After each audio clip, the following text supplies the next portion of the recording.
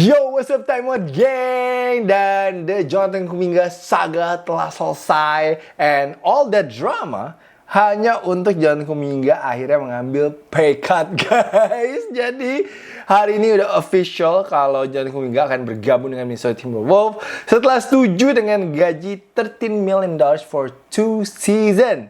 Lakers padahal ya, Lakers tinggal di LA, adem, kasih dia gaji atau offer itu $36 million for 3 season. Yang artinya adalah ini gaji harusnya double daripada di Minnesota. And of course dia ada contract security juga, di mana ya dia punya waktu ya sekitar 2-3 tahun untuk bisa membuktikan dirinya dia bermain di tim barunya. Tapi I don't know if this is a dumb move atau emang gak butuh duit ya si Jonathan Kuminga ini, karena I feel like his agent obviously problematic dan I don't think he has the best agent in the world. Dan of course his camp, kita tahu campnya dia juga selalu tuh kayak ya bisikan-bisikannya gak jelas lah ya kepada Jonathan Kuminga. Jadi ya gue cukup bingung banget dengan decisionnya dia, kenapa gak mau mengambil yang lebih aman aja gitu di Lakers, karena he kept betting on himself dan selalu gagal sih menurut gue sih. Karena kita tahu tahun 2024 lalu juga dia turn down a $30 million per year contract dari Golden State Warriors. Dari $30 million a year now menjadi $6.5 million a year. Oh my god, itu benar pay cut-nya gede-gedean sih menurut gue untuk Jonathan Kuminga. But kalau gabung ke Timberwolves-nya, yes, I get it. Kalau kita nggak ngomongin tentang salary-nya ya, obviously lu ditelepon sama the superstar Anthony Edwards ya, itu bikin lu pasti feel wanted di Minnesota. And di Minnesota pun juga dijanjikan kalau dia akan bermain big minutes nantinya, karena kalau setahu gue dari dulu dia belum dapat banget menit yang besar ya. Dulu kan kita tahu ya talentanya terhambat lah di Golden State Warriors oleh pelatihnya Steve Kerr. Di Atlanta pun juga nggak main banyak ya, dia cuma main 16 game ingat gue. Lalu juga his biggest game itu against the Knicks in the playoff, dimana dia bisa 21 poin. Tapi setelah itu ya kalau nongkrong sama Ant-Man sama LaMelo ya itu bonusnya lah ya. Kayaknya lebih seru nongkrong sama Ant-Man sama LaMelo daripada lu nongkrong sama Luka dan AR-15. Tapi again, I think yang paling penting untuk Jonathan Kuminga adalah garansi menit sih dari Timberwolves, karena mereka juga menjanjikan untuk dia punya kesempatan ya memperbaiki ataupun juga repair his image di NBA. Kita tahu image dia lumayan kurang oke sih sekarang ini ya. Mungkin banyak tim-tim juga takut banget dengan kayak situasi di campnya Kuminga, ataupun juga bagaimana menurut gue mentalnya dari permainan Kuminga pun juga belum stabil sih so far. Tapi jujur mungkin Timberwolves kesem-sem kali ya waktu ketemu Warriors di playoff, di mana saat itu Kuminga kalau nggak salah Steph seingat gue cedera, so Kuminga was the second option I think on that team, di mana dia average-nya 20,8 poin per game dan juga 42% dari 3-point line. Jadi sebenarnya he could really play. He's really athletic, potensinya, ceilingnya sangat tinggi. Dan Minnesota pun juga bilang katanya banyak banget tuh skill defense-nya dia yang masih untapped. Dan mereka percaya bahwa si Kuminga ini bisa jadi salah satu defender terbaik nantinya bersama Jaden McDaniels and Rudy Gobert. Jadi itu kenapa mereka makanya nafsu banget untuk datengin si Kuminga ke Timberwolves. Apalagi kita tahu juga Timberwolves di free agency kali ini udah kayak Warriors itu, gak dapet siapa-siapa. Mereka gagal dapetin LeBron, mereka gagal dapetin Giannis. Jadi sekarang ini mereka bisa dapetin Kuminga. I think ya boleh dibilang relief juga lah ya untuk fansnya Minnesota Timberwolves. Dan ya kalau kita lihat starting lineup-nya Timberwolves itu akan LaMelo, Ant, Kuminga, Jaden, and Rudy Gobert. So pretty nice man, that's pretty athletic lineup sih menurut gue sih. Dan gue percaya bahwa coaching staff-nya Timberwolves itu akan cocok banget dengan Kuminga, karena kita tahu juga mereka bisa mengeluarkan potensinya si Terrence Shannon Jr., lalu juga Jalen Clark, lalu Bones Highland was like amazing too last season. Jadi gue gak akan takut sih tentang kayak coaching staff-nya dengan Jonathan Kuminga, karena it's all about him aja sih. Apakah dia ready atau enggak sih for the big stage sih. Dan itu again, we talking about the mental side kan menurut gue untuk Jonathan Kuminga, and this is a high risk, high reward move sih untuk si Minnesota. Yeah, I like this move because juga kita tahu depth-nya Minnesota di power forward tipis banget ya. Dimana kayaknya ya Kuminga sama Jaden kayaknya akan ganti-gantian nanti rotasi main di posisi keempat. But gue jujur ya gue gak ketebak loh tim Minnesota ini. Gue gak tahu ini tim bisa jago banget atau hancur banget kayaknya. I don't think anything in the middle. Kayaknya either hancur banget atau jago banget sih. Salah satunya sih. Jadi kita lihat dulu lah nanti 20 game pertama. Gue penasaran bagaimana honeymoon stage-nya mereka nanti. But I kind of want them to be good though. I kind of want them to be like top 3 in the Western Conference. Gue berharap mereka bisa bersaing dengan Spurs dan juga OKC. I think that will be really fun. They're gonna talk a lot of shit. Pastinya nantinya. So it should be fun watching them. So kita akan lihat nanti bagaimana.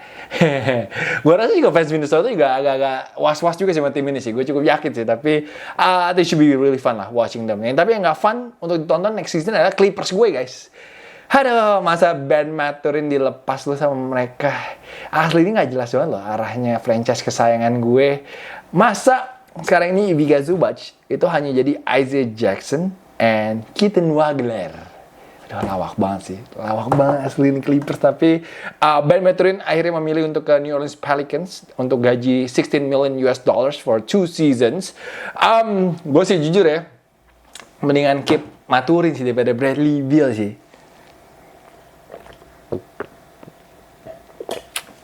Jujur, gue nggak tahu tuh Bradley Beal kayak apa tuh tahun depan mainnya. Kita tahu main cuma main berapa? 6 game kayaknya, gue nggak salah ya. Cuma main 6 game, so dia recovery dari hip surgery. So I don't know how he gonna look like next season.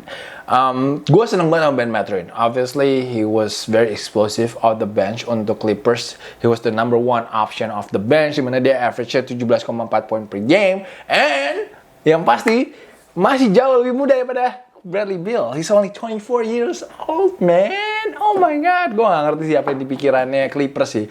Mereka sebenarnya bisa untuk match gajinya Pelicans, but they don't want to, I guess. Karena Ben Mathurin kan ini restricted free agent ya. I know we got like Max Strus, and then we got like Rui Hachimura. Tapi kita masih butuh Ben Mathurin sih off the bench. Karena obviously sekarang juga we're losing Jordan Miller. Cedera kemarin ini lagi latihan, and he'll be out for 6 months. Emang jadi fans Clippers tuh setiap off-season dites banget ya. Dites banget. Dan sekarang juga masih nunggu nih. Jadi gak nih? Kawhi pindah nih. Tuker sama Brandon Ingram. We'll see. Sekarang ini gue belum tahu deh update-nya. Tapi anjir, masa kan gak di bench Grady Dick coy. Aduh. Nggak banget sih. Ini kok gue bilang ya, kayaknya Pelicans bakal lebih jago daripada Clippers. Feeling gue Pelicans bisa finishnya di atasnya Clippers sih. Kalau dilelet mantep squadnya. Udah Dejounte Murray, Trey Murphy, Ben Mathurin, Zion Williamson, Derrick Quinn. Belum lagi masih ada Jeremiah Fears, masih ada Saddiq Bey, Jordan Poole, and Herbert Jones. Hot takes gue sih Pelicans akan lebih tinggi sih daripada Clippers sih rekornya. And apalagi mereka juga agak ada new coach, right? Jamal Mosley. So, harusnya defense-nya mereka itu akan improve sih next season sih. So, I don't know, man. About my Clippers, man. Kayak udah hampir pasti gak masuk play-in juga sih. Kayak kita papan bawah nih. Papan bawah banget sih kayaknya sih. This upcoming season sih. Shit, it's gonna be a long season though for us. Clippers fans. Shit. But yang improve squadnya sedikit adalah juga Golden State Warriors. Mereka mainin nambahin 2 pemain, yaitu Brandon Williams dan juga Georges Niang. Wow, gila, dapat 2 free agent dalam 1 hari, guys. Is it Christmas for Warriors fans? Jarang-jarang kan sign 2 pemain dalam 1 hari. Tapi gue jujur suka banget sih sama signingnya Brandon Williams ya. They call him Baby Kyrie. Kita juga pernah lihat videonya dia yang viral, latihan dribble sama Kyrie Irving waktu main di Dallas Mavericks. I think he's the point guard that the Warriors need. Dia juga pastinya hungry banget untuk bisa nunjukin permainannya, and obviously this is a big opportunity untuk dia. Mungkin dia starting line up maybe ya. Gue penasaran juga sih apakah dia bisa main bareng sama Steph atau enggak. Tapi yang pasti dia point guard. He's a point guard, tapi bisa score juga. Gue gak tau ya dia cousin atau enggak sama D'Anthony Melton, tapi yang pasti dia kalau nggak salah satu high school sama D'Anthony Melton. Dia main 3 season di Dallas. Last season average-nya 13 poin per game and 4 assists per game dalam hanya 22 minutes per game. So that's pretty efficient menurut gue. And dimana last season juga dia mencetak 50, iya bener ya.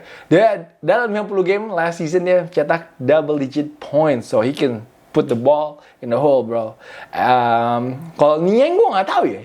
Last season dia main di mana ya Joris Niang ya?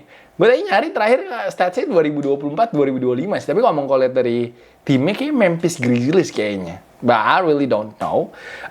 But Niang is a 9-year veteran in the NBA.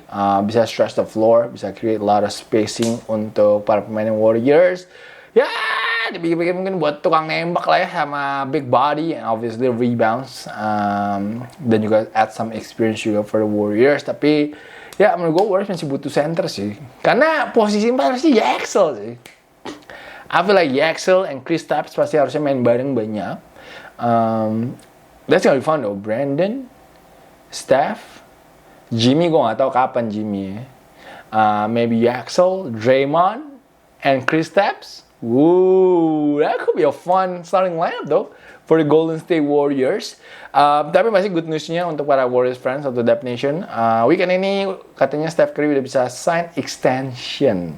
Jadi kelihatannya he will finish his career with the Golden State Warriors nantinya. So itu yang juga kita harapkan ya. Kita juga pengen sebenarnya Steph just play for one franchise, tapi ya itu harus kerja keras lah. Kalau nggak paling Steph mainnya buat happy-happy aja sekarang.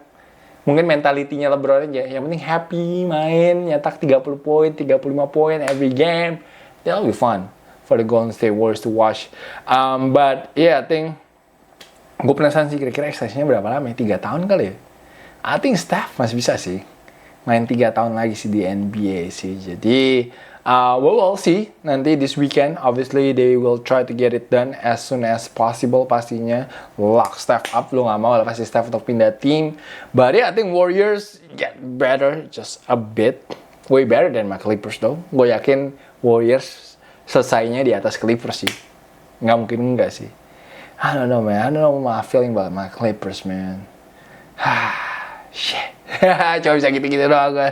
But once again, thank you so much guys for watching Time Out hari ini. Ditunggu untuk komentar kalian semua. And please don't forget to support the channel. Scan the QR code, join jadi member. Karena ya NBA about 1.5 more months. I can't wait though. NBA is gonna be so much fun. Gonna be so much fun. Apalagi gue masih pegang Eastern Conference lebih seru sih. I think Eastern Conference will be so much fun this upcoming season. But ya itu aja dari gue untuk malam ini. Once again, thank you so much guys for watching. Thank you so much for supporting. And I will see you guys again very soon. Peace out everybody.